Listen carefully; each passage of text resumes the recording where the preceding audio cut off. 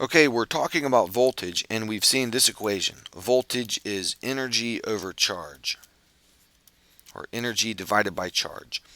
And the units can be a little bit confusing.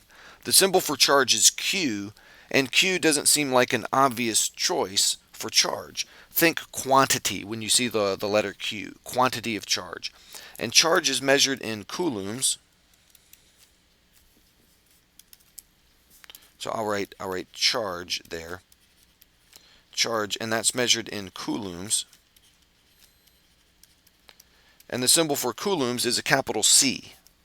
And the capital C is fairly easy to remember, but charge, remember, can also be measured in E, the units of E, where E is 1.6 times 10 to the negative 19th coulombs.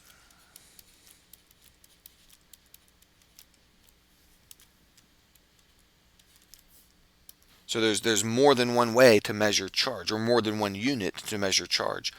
Now the symbol for voltage is V, and that's fairly easy to remember, capital V for voltage, but voltage, is measured in volts. And the symbol for volts is also a capital V. So when you see a statement like this, like for your battery, it might be 1.5 volts, you might see something written that says the voltage is 1.5 volts. That's not an algebraic error. We're not saying the variable V is equal to 1.5 times V. We're saying V, the voltage, is equal to 1.5 volts. The V on the left stands for the voltage, and the V on the right stands for the units in which voltage is measured. Happens to be volts. They both happen to be capital V. So you have to remember that one of those is the quantity and one is the unit.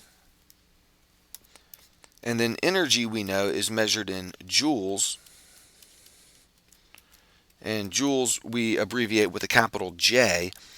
And again, there's not a convenient letter to use for energy because lowercase e is already used to stand for the charge on one electron, and uppercase E is already used to stand for electric field intensity. So all those different units and letters can get a little bit confusing. So let's make a little chart just to summarize it. There's energy. These are the different things that we measure, what they are and what they're measured in. Okay, energy is measured in joules,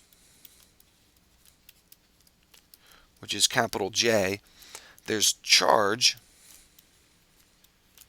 and that's little q or big Q, and that's measured in coulombs,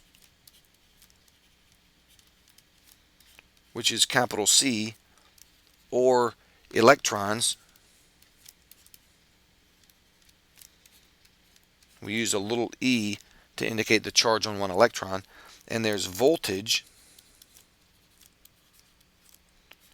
that's capital V, and that's measured in volts, which is also capital V. And you have to think carefully about the units sometimes to avoid being confused. Now let's do one simple example. In this problem, we're told the voltage of a standard household electrical outlet in the U.S. is 120 volts.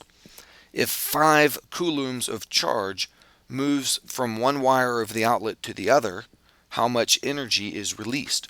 Well, our equation was this. Voltage is energy over charge.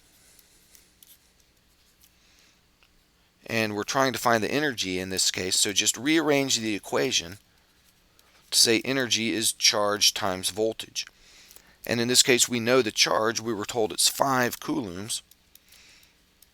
So I'll say 5 coulombs times the voltage is 120 volts. And remember that a volt is a joule per coulomb. So we could rewrite this to say 5 coulombs times 120 joules per coulomb. And when you write it like that, you can see the coulombs cancel out, leaving us with joules. So 5 times 120 is 600, so the answer is 600 joules. If 5 coulombs of charge flow from one side of a 120 volt outlet to another, the energy that it provides is 600 joules.